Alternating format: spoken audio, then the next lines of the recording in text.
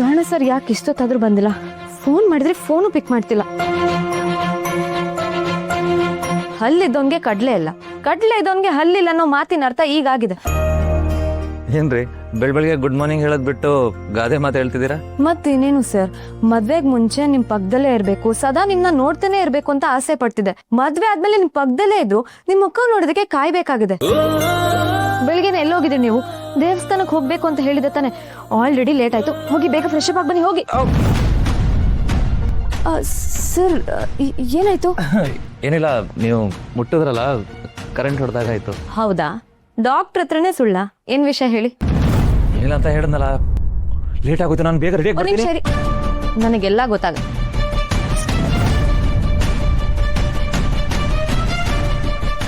ಮೊದಲು ಶರ್ಟ್ ತೆಗಿರಿ, ಏನಾಗಿದೆ ಅಂತ ನಾನು ನೋಡ್ಬೇಕು. ಏನಾಗಿಲ್ಲ ಅಂತ ಹೇಳ್ತಾ ಇದೀನಲ್ಲ, ಗಂಡನ್ ಮಾತು ಕೇಳ್ಬೇಕಪ್ಪ. ಹೆಂಡತಿ ಮಾತು ಕೇಳಿಲ್ಲ ಅಂದ್ರೆ ಪರಿಣಾಮ ನೆಟ್ಟಿಗಿರಲ್ಲ. ತಿರುಗಿ ಕಡೆ. ಏನಾಗಿಲ್ಲ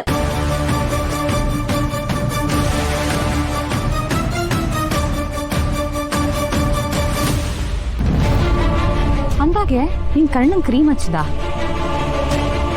ಕಣ್ಣ ಸರ್, ಏನಿದು? ಬರ್ತಾ ಸ್ಟೆಪ್ಸ್ ಅಲ್ಲಿ ಸ್ವಲ್ಪ ಜಾರ್ ಬಿದ್ಬಿಟ್ಟೆ. ನೆಟ್ಟಗೆ ಸುಳ್ಳು ಹೇಳೋದಕ್ಕೂ ಬರಲ್ಲ ಅಂತ ನಂಗೆ ಗೊತ್ತು. ಕೂತ್ಕೊಳ್ಳಿ.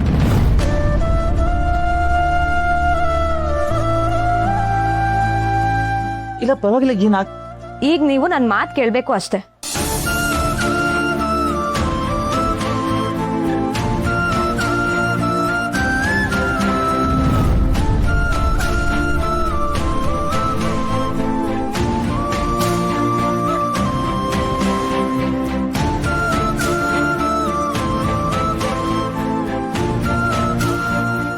ಸರ್, ಹೇಗಾಯ್ತು ಅಂತ ಹೇಳೋದಕ್ ಮನ್ಸಿಲ್ಲ ಅಂದ್ರೂ ಪರವಾಗಿಲ್ಲ.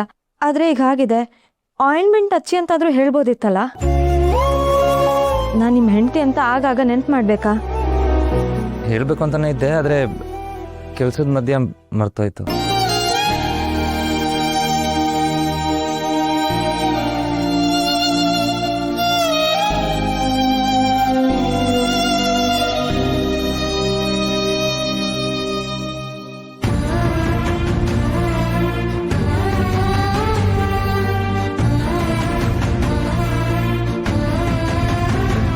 ಕರ್ಣ ಸರ್, ಇದೇಗಾಯ್ತು, ಯಾಕಾಯ್ತು ಅಂತ ನಾನು ಕೇಳಲ್ಲ.